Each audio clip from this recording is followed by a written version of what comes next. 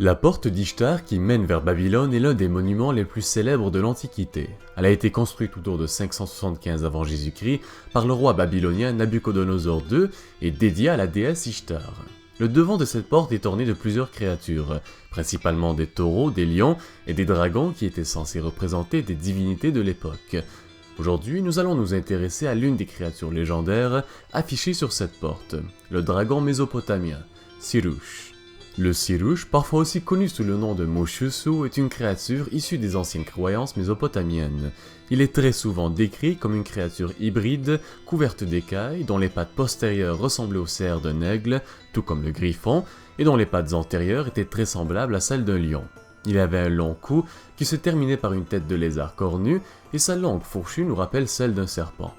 On disait de cette créature qu'elle était la représentation symbolique de Marduk, le dieu primaire de Babylone, un dieu surtout connu pour avoir terrassé Tiamat, la déesse primordiale du chaos et à l'origine de la création dans la mythologie babylonienne.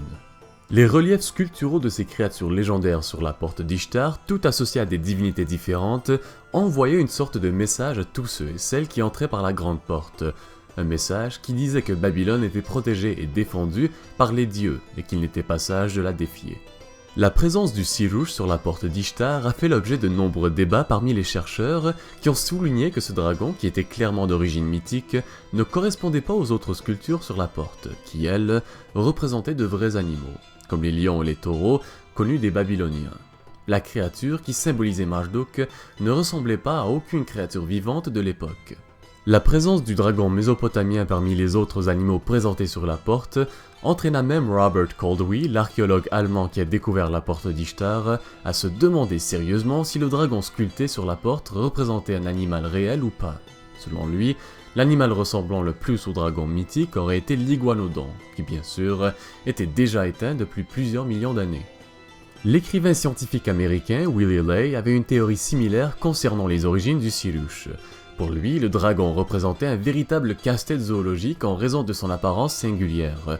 Selon lui, le Sirush était une représentation mythologique d'un animal réel, comme par exemple le Civatherium, un autre genre d'animal éteint apparenté à nos girafes modernes. Mais malgré toutes ces théories qui tentent d'expliquer la place qu'occupait la créature dans la mythologie mésopotamienne et ses origines dans l'histoire, le Sirush reste une créature très peu connue et représente encore aujourd'hui une énigme pour les historiens. Alors voilà, c'est tout pour la vidéo sur le Sirush. Merci pour la suggestion du sujet de la vidéo d'aujourd'hui, en espérant comme d'habitude que la vidéo vous ait plu. Et puis si c'est le cas, n'hésitez surtout pas à partager la vidéo, c'est toujours très apprécié. Sur ce, merci encore à tous et à toutes de suivre la chaîne, et on se retrouve très bientôt pour une nouvelle vidéo.